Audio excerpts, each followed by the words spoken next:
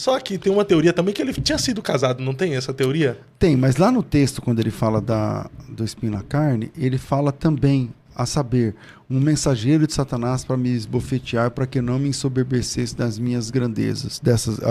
E para que não me ensoberbecesse com a grandeza das revelações, foi-me posto um espinho na carne, um mensageiro de Satanás a me esbofetear, a fim de que eu não me exalte. Então, quem fala que esse mensageiro de Satanás é um demônio?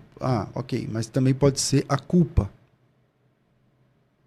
Também pode ser, enfim, não dá para fechar, eu não fecho questão sobre isso. Tá, mas quem colocou o espinho na carne dele? Eu até discuti com Deus. o pastor Técio. Pastor Técio não, pastor Tassos. Eu disse que foi Deus. Tassos disse que foi Satanás que colocou. Ele disse que o espinho na carne foi o próprio Satanás. Então, mas aqui não fala que foi Satanás. Ele fala o mensageiro de Satanás. É um mensageiro de Satanás. Mas só que ele fala que foi Satanás que colocou. Então, não sei se dá para fechar a questão nisso aí. Foi-me posto um espinho na carne. Então, Satanás tem poder para tocar? E se Satanás colocou o espinho na carne, ele quis ajudar Paulo? Porque se era... Para não se soberbecer? Para não se soberbecer. Aí Satanás falou, não, Paulo, então para você não se soberbecer, eu vou colocar aqui um espinho na carne de você. Então, parece que os pontos são mais para que foi Deus, né? Mas até como não tem assim, o Paulo ele não diz qual é o seu espinho na carne de forma específica. Tem gente que já pega isso aí para banalização, como pega também o amor de Davi por Jonatas é maior do que o amor por muitas mulheres, né? Aí tem os gaysistas, os LGBTQIA+, das igrejas inclusivas, que eles falam que o espinho na carne também é homossexualidade, que o Paulo lutava contra... Tem até um jornalista bastante famoso aí, de direita, o Pavinato, que ele até traduz ali do grego malakoi, né? Malakoi é alguma coisa assim, dizendo que Paulo usava essa expressão, e ele, enfim, ele acaba dizendo que Paulo, ele afirma, até no podcast, seu amigo lá, o Rodolfo Marisa, amigão. Sem filtro. Ele afirma nesse podcast, não, Paulo era gay, ele era gaysaço. Paulo de Tarso era gay, ele era gaysaço. Mas aí já é muita viagem também, né, pastor? Fala a verdade. É muita viagem afirmar que Paulo... Eu penso assim, as viagens acontecem o tempo todo, né? O pessoal viaja na maionese, mas quais são as evidências? Então, tem a evidência do texto? Não tem. Onde tem um texto que Paulo luta contra o desejo por uma pessoa? Onde tem esse texto? Qual é o versículo? Não tem. Então, se não tem, a partir de então é ilação, é imaginação, é interpretação da pessoa e tal. E há espaço para a pessoa interpretar o que ela quiser. Mas, quando... se a gente vai conversar, por exemplo, sobre isso, legal, interessante. Nunca tinha visto essa interação, essa interpretação. Mas qual é o texto que aparece isso? Aí ele vai apresentar qual? O espinho na carne? Tá, entendi. Em que momento aqui está dizendo que isso aqui é uma luta sexual? Em lugar nenhum. Então, eu não consigo ver base, nem nesse aqui, no caso, nem no caso de... Pensa Davi e Jonatas. O Davi é casado com a irmã do Jonatas. Eles são cunhados. O Jonatas é o pai do Mefibosete. Ele é casado. Então são dois caras. Olha quem está defendendo isso. Está defendendo que dois homens casados, homens de Deus, têm um caso. Então eles não são só gays, eles são adúlteros. Entende? Eles são adúlteros. Então, veja, para defender essa ideia, eles vão acusar personagens bíblicos. E eu vou dizer uma coisa, cara. O Davi pode ter muito, sei lá, muita coisa, mas parece que o Davi gostava mesmo era de mulher na Bíblia. Você está entendendo? Quando você lê a história do Davi, parece que ele gostava mesmo de mulher. Eu nunca vi o Davi na Bíblia, já li a Bíblia algumas vezes. Aonde que você tem algum tipo de... Só porque ele diz assim, o amor que o Jonas tem, a aliança que eles têm um com o outro, é superior ao amor das mulheres. Então, se é superior ao amor das mulheres, quer dizer, eles querem colocar então é gay. Não, é justamente o contrário. É superior ao amor erótico. Não tem nada de erotismo aqui. É isso que ele está falando no texto. Entende? Geralmente as pessoas usam esses textos ou essas teorias para defender suas práticas. O Pavinato é um baita de jornalista, eu acompanho muito ele em suas falas, até em entrevistas. Mas foi uma viagem dele ter colocado Paulo de Tarso. E ele fala ainda que chegou a essa teoria devido aos estudos que ele teve, em um momento de depressão que ele passou e tal. E ele estudou o grego koiné e pegou algumas falas de Paulo no grego que levou ele até essa conclusão. E ele afirma de forma categórica que Paulo era homossexual. Mas eu acredito que nós estamos vivendo um tempo de deturpação da palavra de Deus, né? As pessoas estão a fim de deturpar. É por isso que está o aumento das igrejas inclusivas, né? Eu vejo, cara, que algumas pessoas querem deturpar, é verdade, mas eu acho mais... Também muita coisa, muito do que acontece, não é nem que a pessoa quer deturpar, ela tá enxergando uma coisa que ninguém está enxergando ali no texto, e ela quer se validar. Eu não sei se é o caso desse, eu não assisti esse debate. É debate? Não sei. Não, é um podcast. Eu não assisti. Eu vi um pedacinho do corte, mas não assisti. Então, não sei exatamente o que ele estava falando ali. Mas o que eu acho é que muitas pessoas querem validação. Ah, se aconteceu isso aqui, então é um indício. Então vamos validar. Mas é difícil, né? Porque na Bíblia não tem essa validação. Não tem essa validação. Quando você quer essa validação ali no escuro, né? Não, se o amor é maior do que o amor pelas mulheres, então quer dizer que são gays. Mas peraí, o amor que você tem por Deus é maior do que o amor que você tem pelas mulheres? Ué, quer dizer que você quer transar com Deus? Quer dizer, tá vendo? Não fecha a conta. Não fecha a conta, entende? Então, infelizmente, o que eu vejo é uma busca muito grande pela validação. E a luta desse movimento é uma luta interessante, porque eles são muito inteligentes. Porque eles conseguiram mudar o jeito que as pessoas falam. E quem muda a língua, muda a mente. Se eu mudar o jeito que você fala, eu mudo o jeito que você pensa.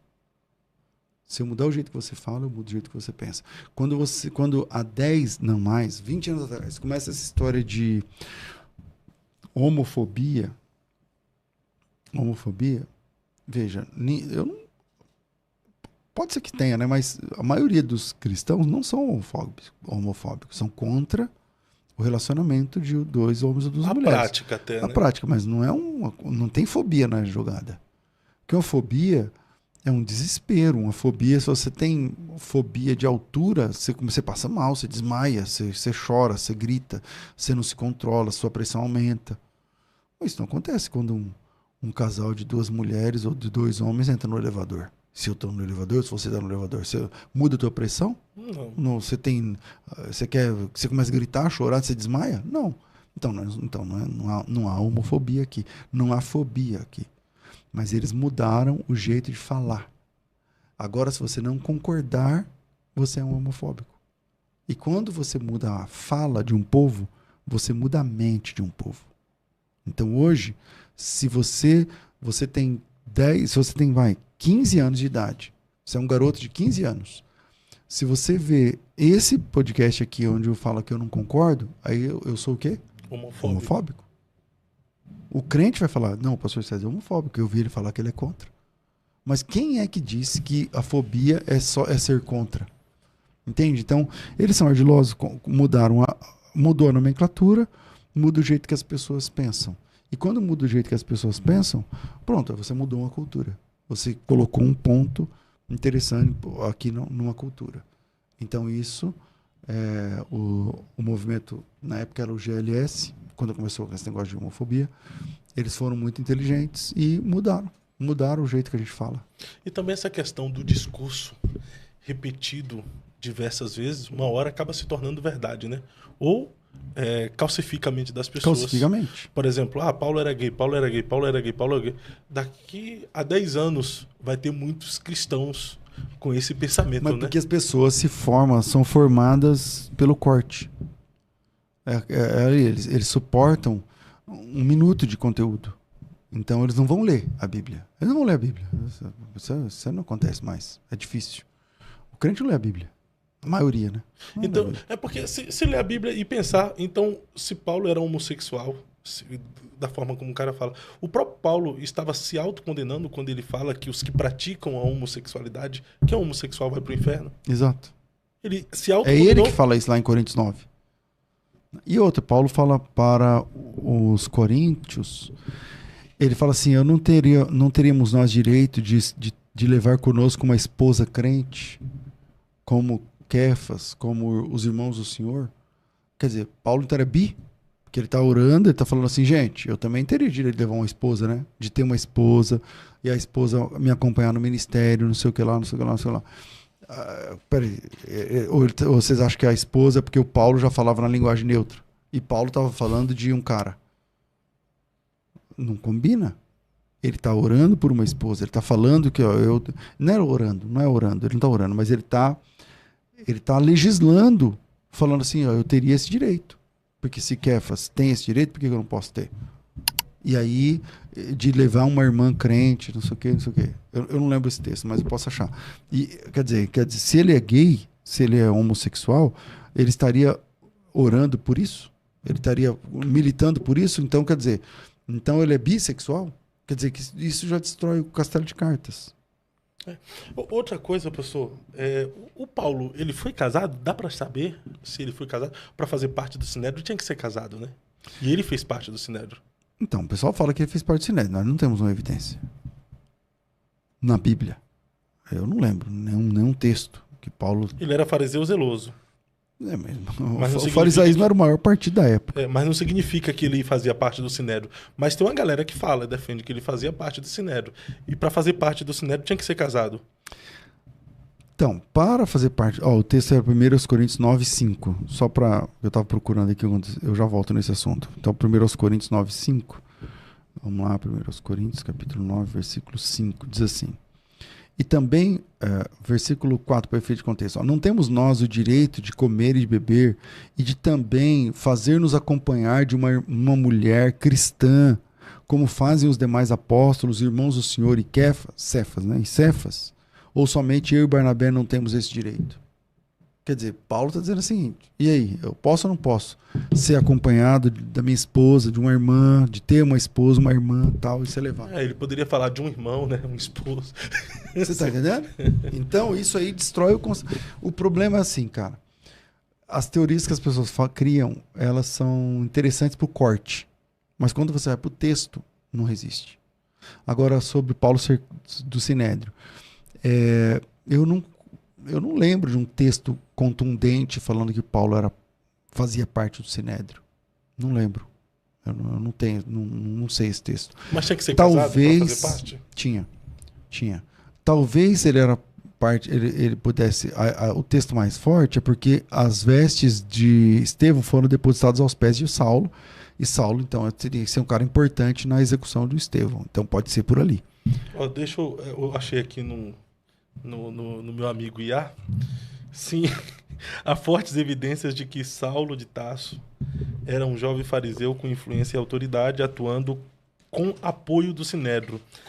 Com apoio. E até mesmo participando como um dos juízes da perseguição aos cristãos, como ele mesmo menciona em Atos 26:10. Quando o voto dele era contrário. Isso, sendo considerado um executor do Sinédrio antes da sua conversão. Esse texto do 26, ele fala assim, quando quando havia um julgamento, o voto dele era pela morte dos cristãos, né? Isso é verdade. Então talvez, se ele tinha o direito de voto, ele fazia parte. Talvez seja esse o texto mais forte. Eu estava pensando no texto no outro texto que eu apresentei, mas acho que esse é mais forte. Ponto para direito de voto? Ponto para IA.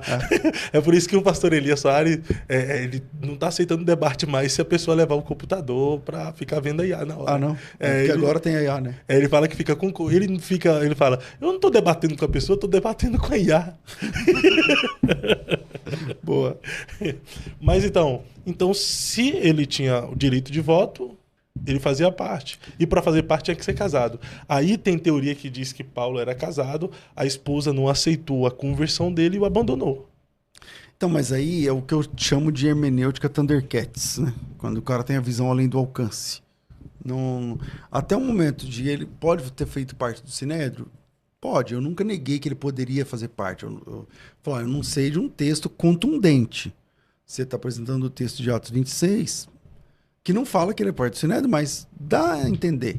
Então, vamos chamar de texto contundente, ok. Agora, se a mulher dele faleceu, se a mulher dele ficava orando por ele nas expedições, se... Não. A Bíblia apresenta o Paulo sem esposa.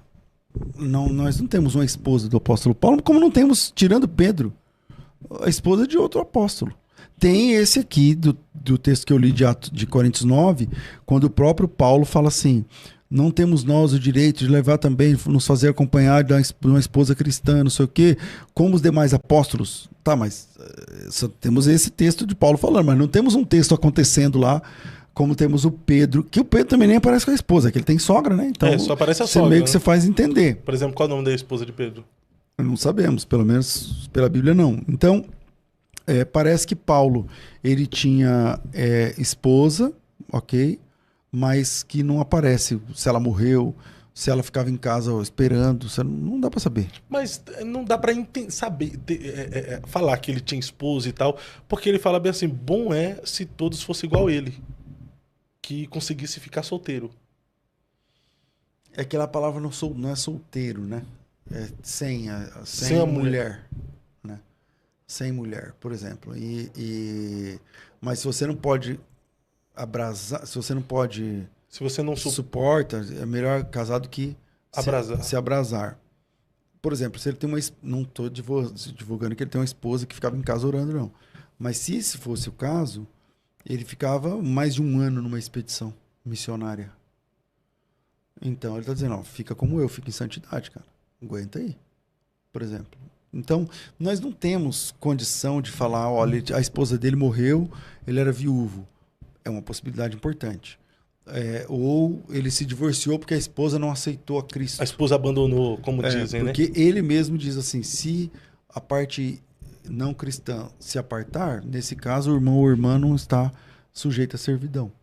Mas eu não tenho como advogar o que aconteceu. A Bíblia não diz, cara. Sobre essa questão também da esposa ficar em casa e ele viajar, não tem como, porque ele entraria em contradição. Porque ele disse: se você for fazer um propósito de jejum, não fique muito tempo jejuando para que vocês não caiam em tentação. Mas aí não é uma viagem longa, né? E naquela época era muito comum os maridos viajarem longamente. Não é um caso como esse. Ele está dizendo assim: com a desculpa de se ater às coisas de Deus no jejum e na oração, isso tem que acontecer por pouco tempo para que Satanás não tente vocês. Mas era muito comum as pessoas... por exemplo, o apóstolo Pedro era casado e viajou para Roma, por exemplo. Nem sempre os homens levavam as esposas nas expedições. Então, isso não é um problema para esse texto aí de que a esposa ficaria em casa. Eu não acredito que ele tinha esposa. Mas é uma possibilidade. É uma possibilidade que ele fosse viúvo. Tem as possibilidades. O que eu estou dizendo é que não tem como bater o martelo e falar assim: o apóstolo Paulo, a condição dele era essa e a prova da Bíblia está aqui. Então será que o espinho da carne dele não estava relacionado a isso? Vamos lá, não tinha esposa, mas era homem. Não tinha desejo sexual, não? Então, é que o texto do espinho na carne está escrito lá que tem a ver com ele não se ensoberbecer por causa da revelação. Então, mas o cara, quando peca, ele se sente fraco quando ele tem um desejo impuro a respeito de alguém. É como se fosse que colocava: poxa, eu sou pecador. Então, mas não é o que o texto lá diz. Não, mas, por exemplo, o camarada teve uma grandeza da revelação, tudo lá. De repente, passou uma mulher bonita, ele olhou, e Paulo, pela comunhão que teve com Deus, se ele vacilou na mente ali, a consciência já ia cobrar. Ele: pô, sou pecador, não sou esse cara santo todo que eu acho que eu sou. Não. Aí o espinho na carne seria essa tentação. Poderia ser a tentação. E Deus que mandou essa mulher. Não, eu não tô falando de uma mulher Você específica. lembra lá no texto? Não, mas eu não tô... Mas você lembra lá no texto? Porque esse argumento foi seu, agora mesmo. Você que falou. Então não pode ter sido Deus. Não pode ter sido o diabo. Tem que ter sido Deus. Mas ele mandou para que ele não se exaltasse com aquela revelação. Então Deus está tentando o Paulo. Não, mas porque poderia ser uma fraqueza, que Deus não tenta ninguém. O espinho na carne não seria uma fraqueza? Não, o texto não diz que é uma fraqueza. O texto diz assim, ó, foi-me dado um espinho na carne para que eu não me exaltasse por causa da grandeza da revelação. A gente está caminhando por um terreno que a gente não sabe onde pisar. Eu não tenho texto para isso. Mas o fato é que todos têm um espinho na carne. Então, não sei. Todo mundo tem? O senhor tem? Claro que eu tenho. Eu tenho muito. Eu não sou um cara perfeito. Então, se o senhor tem, se Paulo tinha, todos temos. Então, mas essa lógica sua, você tem? Eu tenho. Quem não tem um espinho na carne? Então, mas se Paulo não falou qual era o dele, por que eu tenho que falar o meu? Mas eu não tô perguntando qual é o seu.